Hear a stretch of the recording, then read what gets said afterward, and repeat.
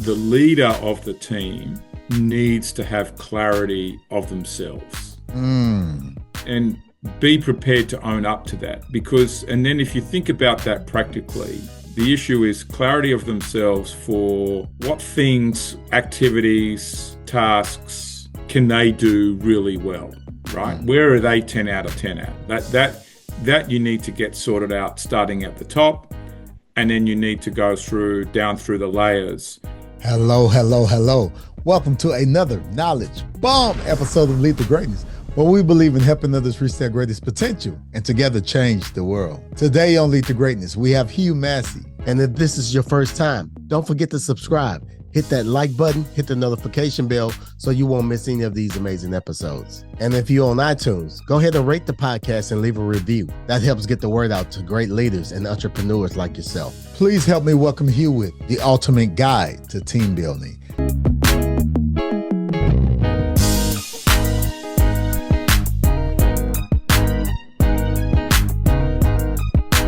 This is Cedric Francis, and you're listening to Lead to Greatness. I am Hugh Massie, the chairman and founder of DNA Behavior International, and it's a business that I actually founded in Australia. That's where I came from, so you can tell my accent is not from Atlanta, although that's where I live today. I suppose I am, in a lot of ways, to many people, a reformed accountant. I started life as a CPA. That's what I did in my first 10 years of my career, and then once I finished working in Arthur Andersen, I decided to set up a wealth management family office business. And it was probably in there that I started to migrate towards the human behavioral journey, because I started to see that money had huge impacts on people. When people are under pressure, often caused by money, that brought along stress that then caused a behavioral flip, if you want to call it that. You saw a different person. And I wanted to know what that was. And I learned that it was people's natural, hardwired behavior set in life from very early on, really something they can't do anything about. You can't do much about who you are at 3 years old, but it has a huge impact on your life. And I realized that if I could understand that and put measurement to it, I'd be able to help a lot of people.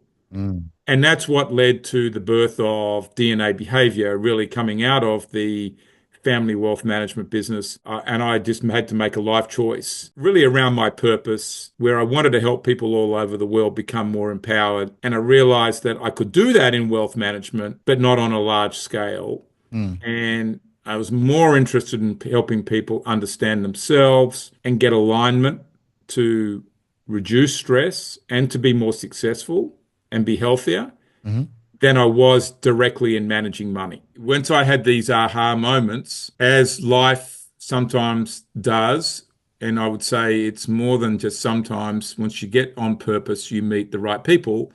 And I happened to meet a psychologist at the time, and she confirmed my theory about human behavior and said she could help me get it measured. And that set me on the path to America.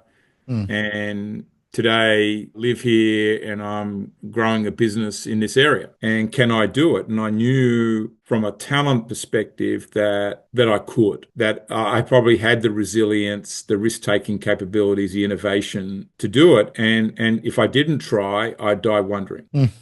And part of my principles of life, living a quality life, is, one tenet of it is to not die with regret, and you don't want to be older and sit there and say, I wish I'd had a go at it. I think what's so interesting about this, here you are, you're working, you're transitioning, subconscious, ringing to you. And while you're doing that, parallel with you doing it, you're trying to help others do it. That is so interesting. Yeah, I'm living the journey that I'm It's amazing. wanting others to come on, and more so, right? And I think in the way where I've got to today, Cedric, is the people that are going to come on the journey with Hugh going forward need to have a bit of a sense of adventure Mm. Be ready to go and take some risks. But I'm in an interesting place where the people around me are all fairly experienced, Yeah. are feeling a sense of I've got a lot of wisdom, capabilities, experiences, connections, relationships, Mm. but I know there's something more I can do. Now, for every one of us, that might be at a different level, Yeah. but people are feeling that way. They're feeling an inner drive to do more and not just sit there and say, okay, I'll hang up my shingle and retire. Yeah. Yeah. Yeah. Yeah. That's good. There's companies, there's individuals right now that struggle with teams and trying to put the right person in the right position. With your experience, to really help us as we're building our organizations. Well, I want to start our first question maybe is what are some of the common problems or some of the common mistakes that you see leaders make as far as team building? Yeah, I think there's a number of dimensions of that for that question. I think one is the leader of the team needs to have clarity of themselves Mm, and be prepared to own up to that. Because, and then if you think about that practically, the issue is clarity of themselves for what things, activities, tasks can they do really well, right? mm, Where are they 10 out of 10 at? That you need to get sorted out starting at the top, and then you need to go down through the layers to understand that. So in a sense, it's matching talent to the role, but the leader needs to have absolute clarity of that. The leader needs to have a high degree of emotional intelligence. So not only a high level of self-awareness, but also the ability emotionally to manage other people, not to overreact or underreact to situations, not to micromanage, have a reasonable sense of where people are at, treat them fairly, all of yeah, those types of things. That all needs to be in place. If that is broken at the top, it'll be broken all the way through the business. There needs to be clarity then of the culture. And the culture is what differentiates the business in the way in which things get done in your business. Two wealth management firms don't have the same culture. They're going to do something unique that's reflective of them. What is that? And you stay true to that and you make decisions around that. Encapsulated in there are values, I think, that are more actionable to values. I'm not big on people saying, well, a value is integrity. If you're fighting for integrity, that's a problem, right? yeah. That's a You're given. right. I think it's one of the worst mistakes that anybody makes in any business is to put a value down there that's around integrity and character. If that is not a given and in place, that's not something you make a decision about. It's an is, and otherwise it's open to manipulation. Getting all those things in place, then obviously the mission. So what's the mission of the business? That's got to be aligned to the culture. Those things need to be clear so that you can then hire the right people to the right role. And I think the hiring mistake is people not understanding what talents are needed for which particular role. That's the behavioral piece. That's where I do step in with our system to match that up. DNA. I love it. I love it. I love it. I love it. I love it. Man, you're helping us. What are some key principles and strategies that you think essential for effective team building? The first one is, in team building is, I suppose, assuming, Cedric, everybody's in the right roles, Right. right? So now the key thing is how do we build trust in the team Mm, so that everybody is working and going in the same direction. They're not questioning themselves, they're not questioning the other people. mm, And there becomes a natural flow. You don't have to agree on every point, but you know that everybody is totally rowing the boat in the same place. yeah. There's no extra luggage there in terms of bad energy. Yeah. So, if you bring it back to trust, so key thing for trust is how do people communicate with each other? One of the key things is to communicate with people on their terms, not on Mm, your terms. mm, Okay, when I'm communicated with, I like to get the bottom line and what are my options? But that doesn't work for everybody else. But also, the trust comes from clarity. I think that having the right clarity of the instructions, what the goals are, what needs to be done, how things are delegated. In my mind, clarity creates trust. If mm. the rules, the boundaries, policies and procedures, the technology, everything is crystal clear, then you can have that trust. That'll create the clarity. Then you have the trust.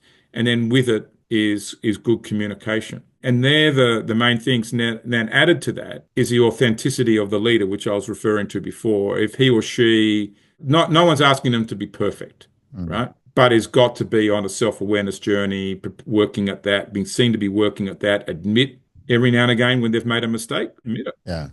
Yeah. I think that if all they do is spend time hiding mistakes or shifting the blame to somebody else, that doesn't build any trust. Mm. And the whole thing is about trust. And I'd say that what we do that's different to everybody else in this, but I encourage others to do it, becomes the sharing of who you are, right? Mm. Because in a way that once you start sharing, okay, I'm Hugh, I'm an initiator, here are my strengths and struggles. And then there's my teammate, Ryan, he's a reflective thinker that's going to move at a different pace. He's going to solve problems differently, that we're open about that, then there can be trust. He knows how I tick. He knows, I know how he ticks, but it's equal.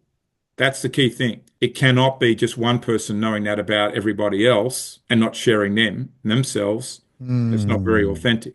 Yeah. We're trying to create sort of open and equal relationship with everybody sharing things about themselves. And that's what we do in our business is we sort of make it easy to share, okay, these are my strengths and this is some of my struggles. And the fact you've got struggles doesn't mean that's an excuse for bad behavior. You can acknowledge some of it because that's the way the person is.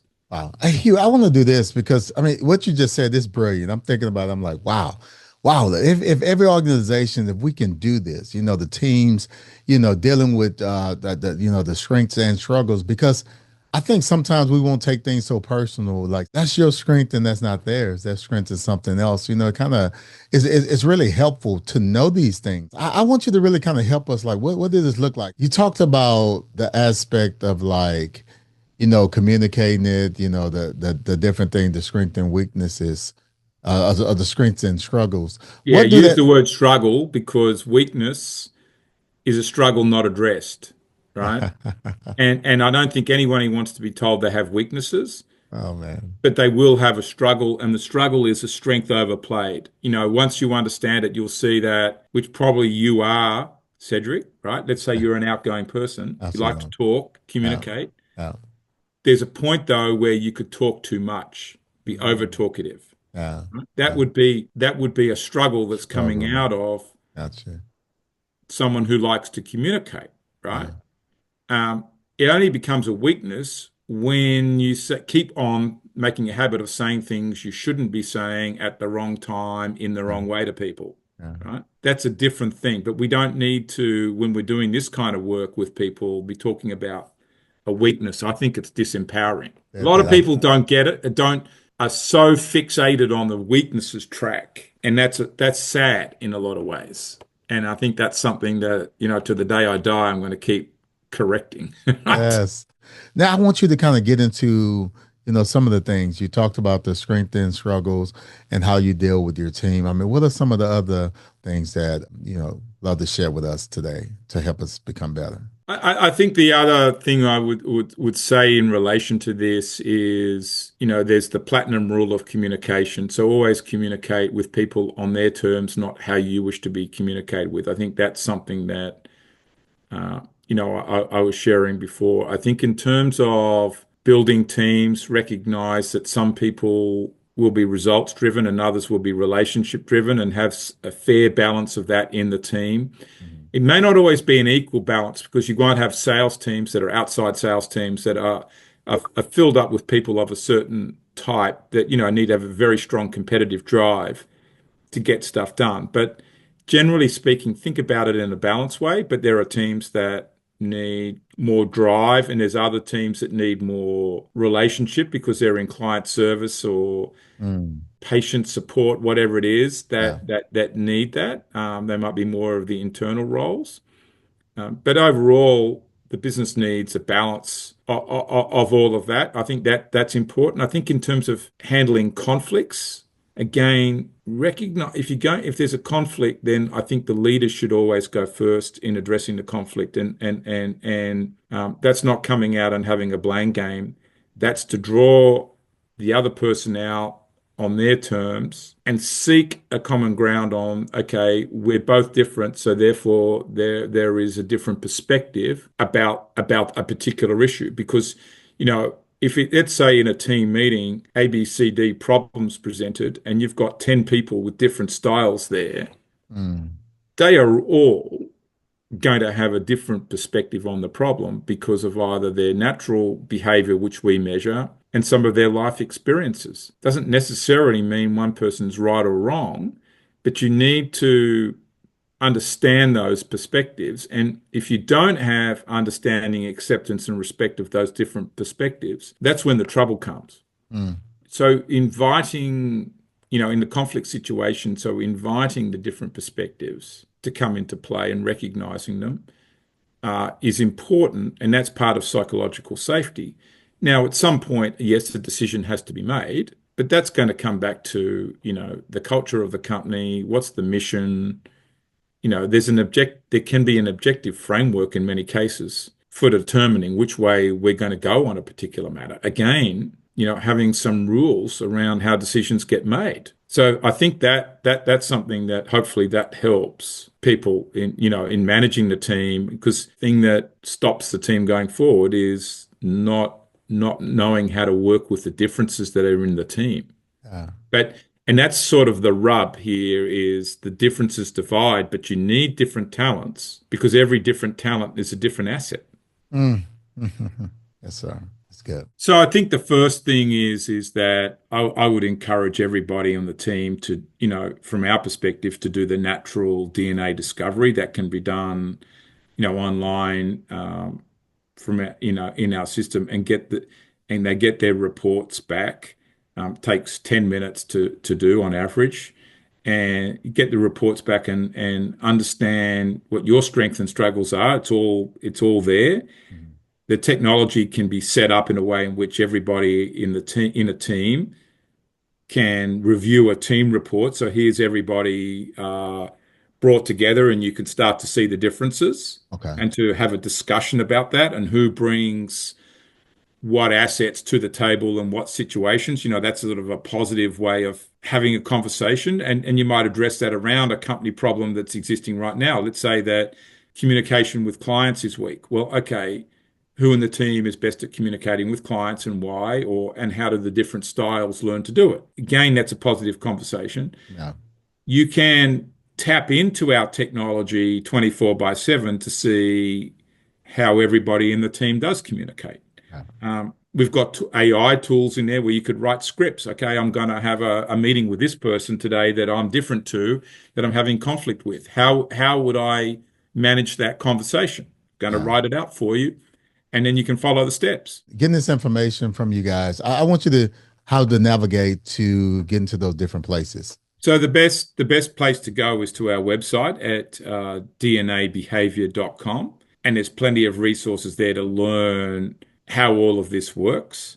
If Are these somebody free resources or there's plenty Okay. of free resources on Okay. the website. Yeah. If somebody wants to email me at dnacare@dnabehavior.com, I will get them a link sent so that they can complete the discovery process. Wow. Right? So they can, start to learn what it is. We're not allowing that obviously for a whole company to go through it. That's not fair. But if you listening today are a leader or a person that is genuinely interested and wants to, to work with this and get a sample of what's going on, I can give you a trial link. Okay. Sounds great. With that being said, so have all this information going through, learning the profile or whatever. How does that work? Like, say, for instance, you have a team. Let's say a team of 5. You have a team of 5, and trying to figure out the plug and play of the strengths and struggles. How do you go about So that? that's going to come from the team leader or person, it might be his or her administrator, Mhm. having access to our system. Everybody's sent a link to complete the profile. Then they can create a team report that consolidates the information in one place of everybody. Mm. You can do comparison reports of everybody in there. You can do inside our system, you can do dynamic simulations. So what if okay, this is our team today of 5 people. we're loaded up in this particular area and it's clear we need another person here. What would that do? So you can do those exercises. You can see, prepare comparison reports to see how two people that might be struggling to work together, what do they need to do? If you're hiring for a new role, this is the type of person you want. That's all, in there, and that's really just working with the technology. And then, as I mentioned, we also have what we call Gene AI. That is an AI tool. If you ask it questions, it's going to give you the answers and scripts. We have varying packages, if you want to call it subscription packages. So we sell this as a subscription. Okay. So let's take it that there's a leader of a business now and he or she would like to use the system. You'll do a trial profile and you get a couple of weeks to, what I call explore the system. Mm. What we're going to encourage you to do is not only is your team profiled, employees, but also we encourage you to profile your clients and customers. Now, one thing that we've built in there is I've talked today, Cedric, about people actively completing their own profile, taking 10 minutes. That's definitely what the leaders should do and the key executives in the company should do. But if we're talking about profiling people downstream in the company, that may not be possible, convenient. And with clients, customers, stakeholders, we've built what we call a digital scan process. Mm. So let's say you're going to go and sell a solution to ABCD company and you want to know who am I selling to and how do I pitch this? You can digitally scan them, which means they don't have to complete the profile. So long as you just fill out the form that's in there, which is answering basically two questions, their name and where they currently work. Our AI prompts will go out there and find that person with AI, completes the profile for you and produces all the results. Amazing. That's like magic. So, what we're really wanting is clients that believe in this for their team to develop, but also then to bring this to how they deal with clients, customers. People are gifted to do certain things and not other things. People have passions.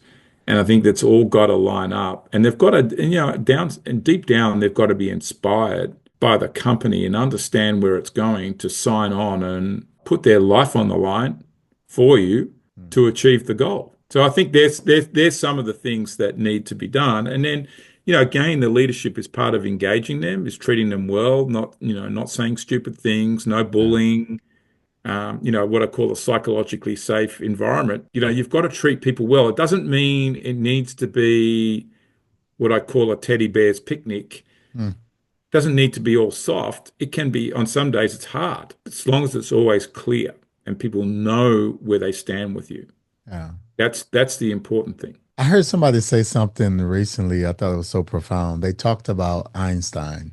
They said Albert Einstein, if you put him on a basketball team, he probably did a horrible job, but he was placed in the right position to be successful. I want you to kind of analyze or break that down. Your thoughts on that and how you take that as being true or false, or you agree or disagree with that statement and why. I 100% agree with that statement. And I think if I used a different example around salespeople, let's say in a company, you've got a very, very successful salesperson that's bringing in a lot of business for the company, right? He or she is a rainmaker. And the day comes when the sales manager leaves, and who's going to replace that person? Oh man. And is the best salesperson now the sales manager? Oh man. In a lot of cases, that doesn't work. Yeah. The best salesperson is better left being the best salesperson Yeah. and remunerate them accordingly, Mm. even if that's more than the sales management or more than the CEO, if it needs to be, depending on the size and structure of the business. Let them flourish in that role so long as they don't act bigger than the business, Mm. because that can never happen, right? No one is bigger than the organization, right? Yes. No one, right? And you would even see that today with Elon Musk and Tesla. Elon Musk, and he's acted that way for for a while now because he's been allowed to because people have gone gooey-eyed over, and gushed over How much what money? money he's made. Yeah, yeah, But now it's now coming back to roost, yes, it's right? certain. No one's bigger than the organization, Yeah, right? And I think the moment you act that way for any level at any for any amount of time, a problem is going to come, right? yeah, Cultural problem, performance problems are going to come. So I think using that example now, there's lots of settings where that example is true, and the sales manager would probably be pretty good at sales, understand the process, but may not be the best person, but he's good at managing people and getting something out of a range of people. Because in sales teams, okay, I would encourage everybody, I would encourage people employing salespeople that you have people that are competitive that want to win. But there are different talents needed for selling different things, different types of clients, whatnot. You sort of need to figure all those things out. And there are inside salespeople and outside salespeople and creative salespeople or problem solvers, whatever. That's the role of a sales manager who's a people manager, yeah, yeah, to do that, right? And they've probably got some strategic brain as well. And they might go in and demonstrate the process in sales meetings to new people and all of that, but they may not be the killer salesperson. yeah. Yeah, you talking, and I thought about somebody like Michael Jordan. I mean, Michael Jordan was an amazing basketball player, but I'm imagining, I was like, man, I don't think he'll make a great coach. He- he No, I think some of the best players don't make the best coaches. yeah, And there could be a lot of reasons for that. yeah, But one thing is to be a coach. You've got to be good at communication. You've got to understand people. You've got to be pretty patient. yeah, You've got to be able to demonstrate yeah, things and love bringing people up. And I think that not all great players can go and do that. yeah. It's Some good. can, Yeah, right? In certain settings, maybe yeah. with some elites they can, but not many. Everybody's not the performers like that, so yeah, you have to treat them Yeah. different. I want to ask you one more question. What are some leadership growth tips, tool, advice that you can share with the Lead to Greatness community to help us reach our greatest potential? Yeah, I think the first thing is to realize that you have great potential, Mm. and the guy that taught me that said you can always do 50% more than you think you can, right? Well, so I go out there and I do 50% more than I think I can, and then he says to me, "Well, you can do." He says it to me again, right? So that keeps on going up. So Yes. at least think if this is where I'm at today, how do I 10x where Oh. I'm at today, or 100x, and what do I Mm. need to do? So part of that is, and I had that conversation with a couple of people in my group today about thinking that way. How do you 100x where you're at today and put that down on the page? Jeez. What do you need to do?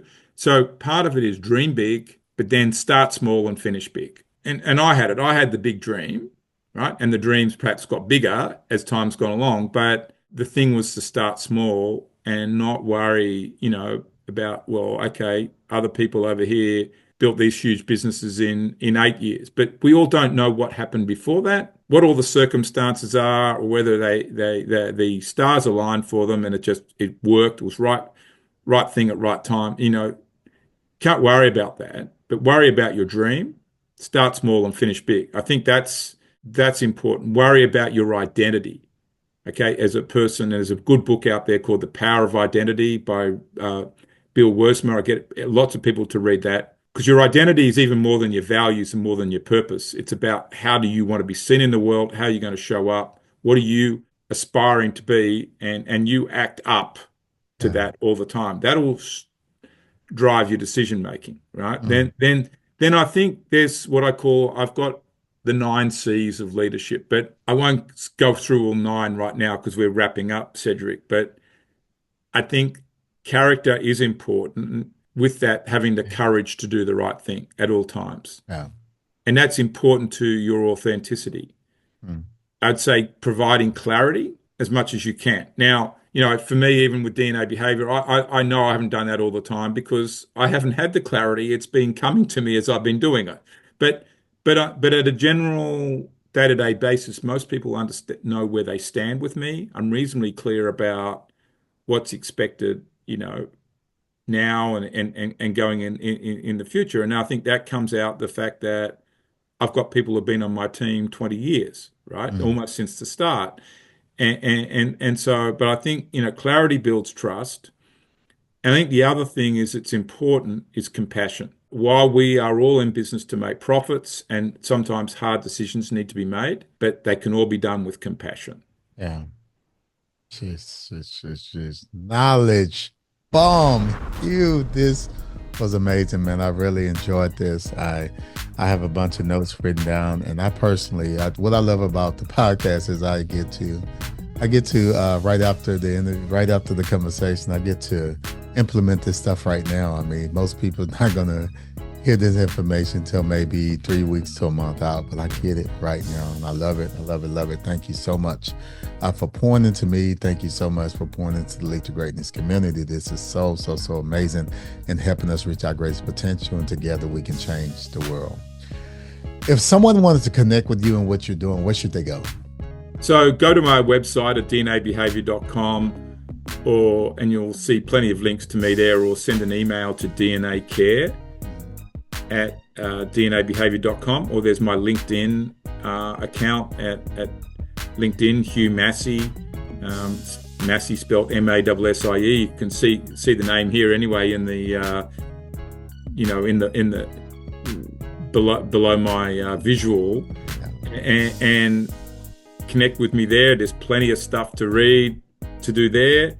Again, if you want to do a profile, send an email in. There's books, there's a couple of books there that we can get to you on, one financial DNA and another one on leadership, that will tell you all of this. Awesome. Hugh, so the information is going to be in the show notes. Yeah. With your website, and also I got the website. We didn't get a chance to talk about it, but if you guys want to check that out, boyswithoutfathers.org. Yeah. You guys can check that out. His LinkedIn, Facebook, his X account, and Instagram. All is going to be in the show notes. So check that out. Click on the show notes, drop down, and you'll get all that information. Hugh, thank you so very much. Pleasure, Cedric. Thank you. Yes. On behalf of the Lead to Greatness community, I want to thank you so very much for taking time out of your busy schedule and adding value to us all. We want to thank you for joining us today on the Lead to Greatness podcast. So remember, if you help others reach their greatest potential, together we can change the world. Peace.